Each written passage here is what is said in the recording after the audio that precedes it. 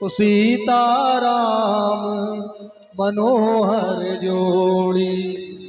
कैसी जोड़ी है? मनोहारिणी जोड़ी है सीताराम जी की।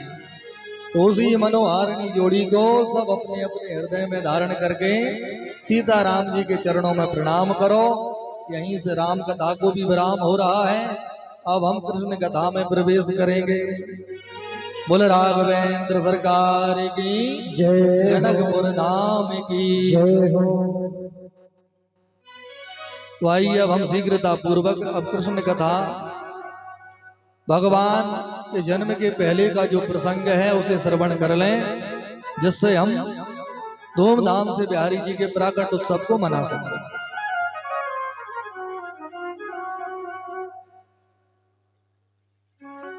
जिस पवित्र पावन वंश में भगवान श्री कृष्ण प्रकट भये उसे चंद्र वंश कहते हैं। चंद्र वंश ब्रह्मा जी के एक बेटा है जिनका नाम है अत्रि ऋषि। अत्रि ऋषि के ही पुत्र हैं चंद्रदेव, और यहीं से ये चंद्र वंश प्रारंभ हुआ। चंद्र वंश का भी एक नियम है, चंद्र वंश में बगैर युद्ध के किसी का विवाह नहीं होता। पहले युद्ध होगा फिर विवाह होगा। तो चंद्रमा से लेकर के भगवान श्री कृष्ण तक जिनके विवाह भय, सबके विवाह के पहले युद्ध जरूर हुआ। चंद्रमा के पुत्र हैं बुद्ध, तो बुद्ध के पुत्र हैं पुरूरवा। पुरूरवा के घर में 6 बेटा भय, आयु, सुतायु, सत्यायु, रय, विजय और जय। इन 6 पुत्रों से ही चंद्र वंश का विस्तार होता चला गया। यह वंश भव्य विस्तारित हो गया। आगे चल के महाराज नहुस हुए। नहुस महाराज के घर में भी 6 पुत्र जन्म लेकर के आए। यति, अयाति, संयाति, आयति, व्यति, कृति। इनमें जो अयाति नाम के पुत्र हैं, इनके 2 विवाह हुए, देवयानी और शर्मिष्ठा के साथ। इनके घर में यदु, तुर्वसु आदि पुत्रों का जन्म हुआ। तो यदु महाराज के वंश में आगे जितने भी लोग जन्म ले लेकर के आए वो सबके सब यदुवंशी कहलाए। सुखदेव कहते हैं राजन, लेकिन तुम यदुवंशी नहीं हो, तुम भरतवंशी हो। पांडव सब भरतवंशी थे, परीक्षित भी भरतवंशी हैं। इसलिए सुखदेव बार बार परीक्षित को भारत कह करके संबोधित करते हैं। तस्मात् भारत सर्वात्मा भगवान ईश्वरो हरि।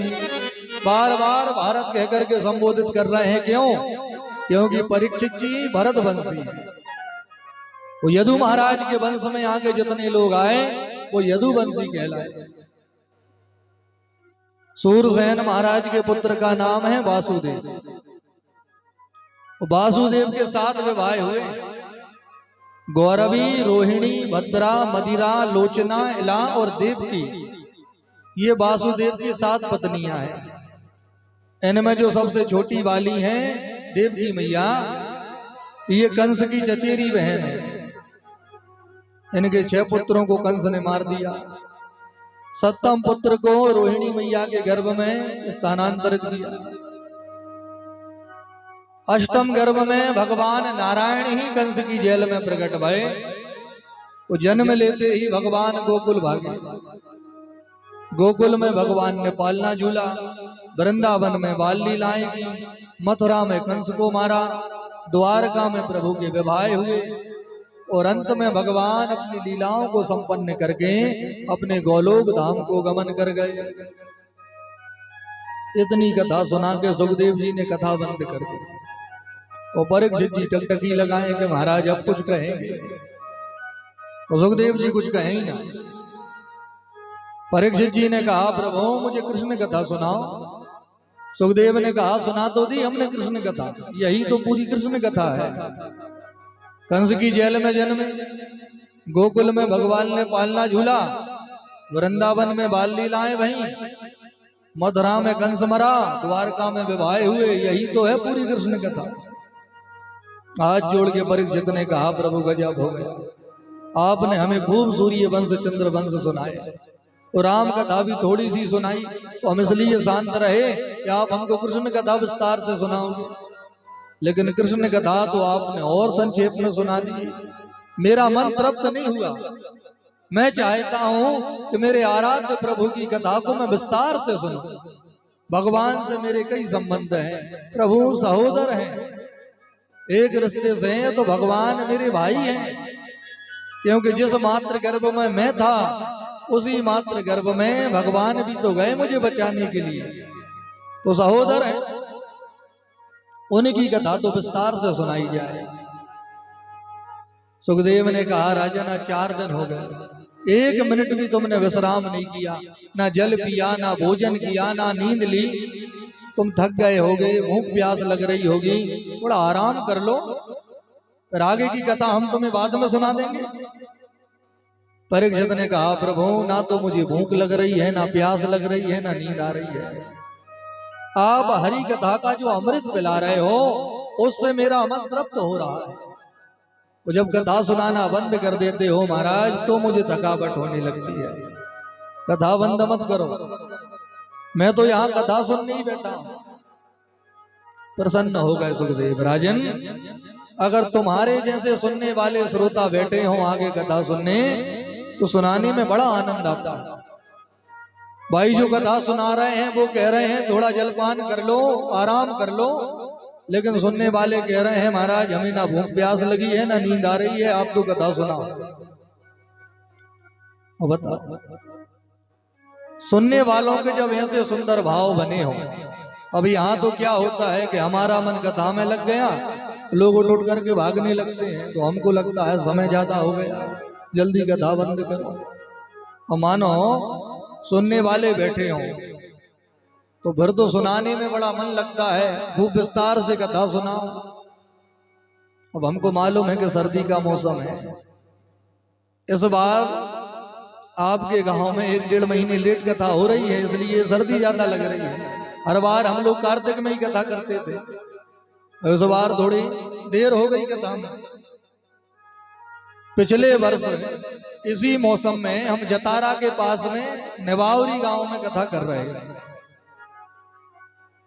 तो वहां हमने तो गांव वालों से कहा भैया सर्दी ज्यादा है, एक टाइम कथा। बोले नहीं नहीं महाराज दोनों टाइम कथा हो। अच्छी बात है। अब हमको लगा ये कह तो रहे हैं लेकिन इतनी सर्दी में कौन आएगा रात में कथा सुनने। 1-2 दिन देख लो, पहला ही दिन था, दिन में तो जितने आए लोग कथा सुनने आए, लेकिन रात जब भई और रात की कथा प्रारंभ भई तो ट्रावली भर भर के वहां जनता आने लगी। गांव के तो सब लोग आए, आसपास के लोग तक उस सर्दी में, तो हम तो देखकर आश्चर्य में भर गए कि इतनी सर्दी में दूर दूर से लोग रात में चले आ रहे हैं। अरे कथा ही सुननी थी तो दिन में आते भैया। तो रात में जितने हम लोग बैठे हैं इससे 4 गुनी संख्या में लोग बैठे रहे। 2 बज गए रात के विवाह के दिन, जिस दिन भगवान का विवाह, सब है ऐसी कड़ाके की सर्दी, इतना कोहरा तो कुछ भी ना दिखे, लेकिन लोग ऐसे मन लगा के बैठे कि कथा सुनाते सुनाते हमारा भी ऐसा मन लग गया। 2 बजे जाकर के होश आया, फिर 2 बज गए रात के। वैसी सर्दी सुनने वाले जब भाव से बैठे हो तो समय मालूम नहीं लगता। देखो आज भी कितनी सर्दी है, लेकिन उसके बाद भी आप इतनी अधिक संख्या में यहाँ विराजे हो इतनी सर्दी में। यही भाव, इन्हीं भावों से तो भगवान संतुष्ट होते हैं। कहने की बात अलग होती है, लेकिन करके दिखाओ वो बात फिर अलग होती है। आपने करके दिखाया है कि भक्त कैसे होते हैं। भाई चाहते तो अपने घर में ही रुके रहते, कोई जबरदस्ती थोड़ी थी, लेकिन आपका मन भगवान में लगा है। हमारे प्रभु आ रहे हैं तो हम कैसे घर में रहें, खिंचे चले आए। ऐसे सुंदर भाव, बड़ी प्रसन्नता है आपके भाव देख करके। आज भगवान का प्राकट उत्सव है तो हम तो यही प्रार्थना करेंगे बिहारी जी से कि सभी गांव वालों पर खूब कृपा करो, जिससे सभी के इतने सुंदर भाव बने रहें। और आप सभी का मन ऐसे ही कन्हैया में लगा रहे। बोल भक्त वत्सल भगवान की। और हमें भरोसा है कि सब लोग ऐसे ही शांति पूर्वक विराजे रहेंगे और आनंद से संपूर्ण कथा आनंद लेकर प्रसाद लेकर ही सब लोग जाएंगे। बोलिए राधे राधे। तो अब हम विस्तार से कृष्ण कथा सुना रहे हैं। सुखदेव जी ने भी विस्तार से सुनाई। कहा राजन, मथुरा के राजा का नाम है उग्रसेन। इनकी पत्नी है पवन रेखा। अब इनके घर भी संतान नहीं हुई, तो राजा ने पुत्र कामिष्ट यज्ञ करवाया, जिस यज्ञ से पुत्र प्राप्त होता है। यज्ञ के प्रभाव से पवन रेखा गर्भवती हो गई। बालक गर्भ में था तो एक बार अपनी सखियों के संग जंगल घूमने निकल गए। तो जंगल में एक द्रुमिल नाम का राक्षस घूम रहा था। इस राक्षस की छाया पवन रेखा के ऊपर पड़ गई। केवल छाया पड़ने से गर्भ के भीतर जो बालक था वह राक्षसी स्वभाव का हो गया। जब इसका जन्म हुआ तो इसी का नाम कंस रखा गया। ब्राह्मणों ने कहा, उग्रसेन, ये बालक तुम्हारे वंश को बर्बाद कर देगा। वंश बचाना चाहते हो तो बालक को त्याग दो। तो तुरंत कंस को पत्तों में लपेट करके यमुना जी में बहा दिया। बहता बहता कंस जा रहा था। वो यमुना जी में सूरसेन महाराज डुबकियां लगा रहे थे। तो बहते हुए कंस को देखा, तुरंत उसे उठा लिया, अपने घर ले आए। पत्नी से कहा, आज से ये कंस भी हमारा बेटा है। वासुदेव और कंस दोनों का लालन पालन होने लगा। धीरे धीरे कंस बड़ा हुआ। तो एक दिन नारद जी ने आकर के कंस को पूरी बात बता। बोले, तुम्हारे पिताजी सूरसेन नहीं है, तुम्हारे पिताजी तो मथुरा के राजा उग्रसेन हैं। संतों के ब्राह्मणों के कहने से तुम्हें यमुना जी में भिखवा दिया। तो ब्राह्मणों से बदला लेने के लिए कंस तपस्या करने चला गया। भोलेनाथ की तपस्या की, वरदान मांगे। जब आने लगा तो भोलेनाथ ने कंस को भी एक धनुष दिया। कंस महाराज, जब तक ये धनुष तुम्हारे पास सुरक्षित है तुम्हें कोई नहीं मार सकता। और जिस दिन धनुष टूट गया उस दिन तुम्हें कोई नहीं बचा सकता। और जो यह सिर्फ धनुष तोड़ेगा वो फिर तुम्हें नहीं छोड़ेगा, उसी से तुम्हारी मृत्यु हो जाएगी।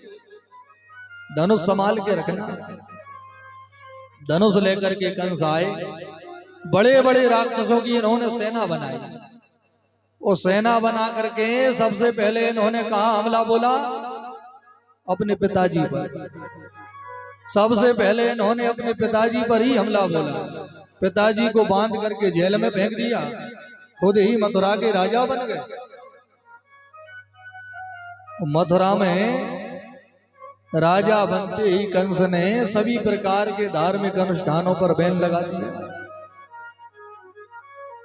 प्रजा भड़कने लगी, ये कैसा राजा आया है, सब बंद करा दिए। महात्मा कह रहे हैं दुष्ट ने भंडारे तक बंद करा दिए। ऐसा राजा मिला है। प्रजा में विद्रोह के सुर उत्पन्न होने लगे। तो कंस समझ गया कि प्रजा जब विद्रोह करने लगती है तो बड़े बड़ों की सत्ता पलट जाती है। और सत्ता बचानी है तो समय समय पर नाटक करते रहो जिससे प्रजा हमारे पक्ष में बनी रहे। तो कंस भी नाटक करने लगा। अपनी चचेरी बहन देवकी का विवाह अपने मित्र वासुदेव के संग कराने लगा। धूमधाम से विवाह कराया।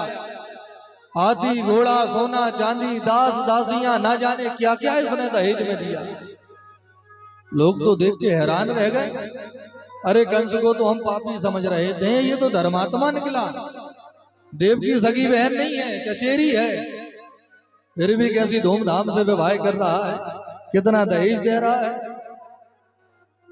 कंस को लगा कि मेरा नाटक सफल हो रहा है, नाटक और आगे बढ़ा। तो जिस रथ में बैठ के वासुदेव देवकी जा रहे थे उस रथ को स्वयं ही चलाने लगा। रथ थोड़ा आगे बढ़ा, इतने में आकाश से आकाशवाणी हो गई। अरे दुष्ट कंस, जिस बहन देवकी को आज तू विदा कर रहा है इसी बहन देवकी का अष्टम गर्भ तेरा काल होगा, जिससे तेरी मृत्यु होगी। आकाश वाणी सुनी तो